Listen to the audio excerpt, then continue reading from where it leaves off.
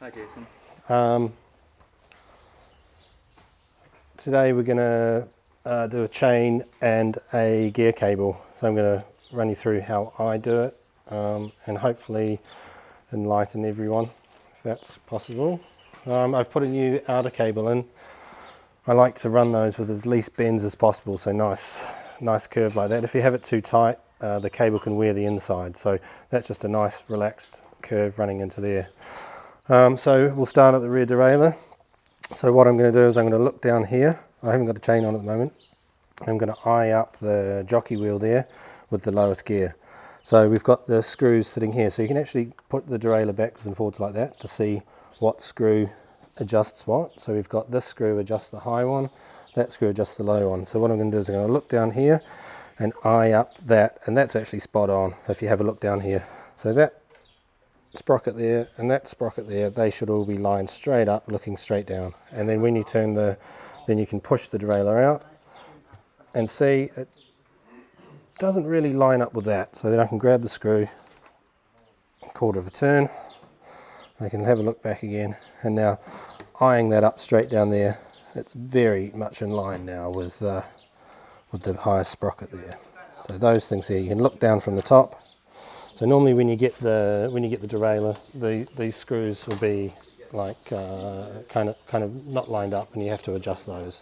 Now we're going to stick a new chain on as well. Just going to check this because we've changed the gearing for here, so we've got a slightly bigger front sprocket. Why are you running a bigger front sprocket?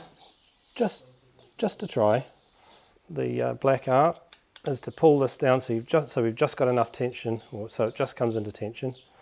And then go to the next one. So we're going to take 1, 2, 3, 4, 5, 6.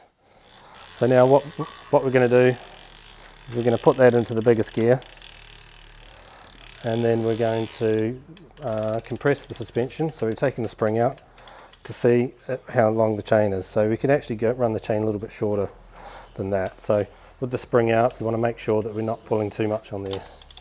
So I'm going to take another link out. So we want to run it kind of almost as short as we can without it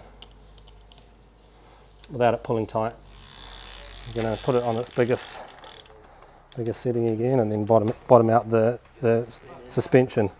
And you can see there, that's pretty much as tight as you want it to go. If you took any more out, that's perfect for the chain length.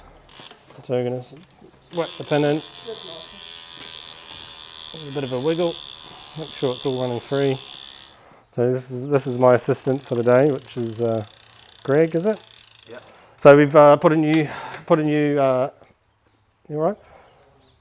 I think Greg's itching to get on his bike, so yeah. We'll just check that that's running through nicely. You can hear it's clicking like that. So if I wind in the screw, and it's clicking, slowing down. And I'm still winding, and it's just gone silent there. So it's like silent. And then if you keep winding it, it's starting to click again and try and change up gears. So you just back off that screw until it's in that silent spot. And then once the cable's through there, line it up. And then what we want to do is just like keep a nice firm pressure on there. Don't pull too hard. And just like kind of the same pressure as if you were pulling on a kite string in a 40 knot wind.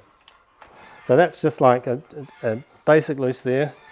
What we've also done before we did that, I forgot to show you, is I wound the adjuster all the way in and then back out 5 clicks.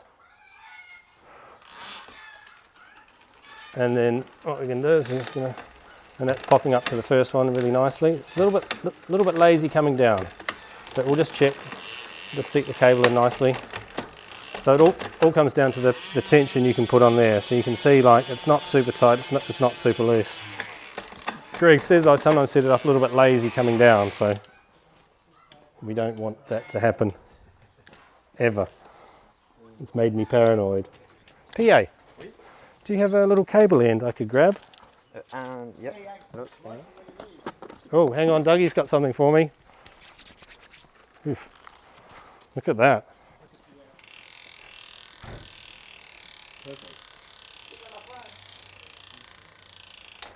When it's like that, when you get this right, you don't have to touch the shifter. Basically, that's for when the cables, the outer cable starts wearing out and the inner cable starts rubbing against it, and you need to take up a little bit of slack. You'll touch this.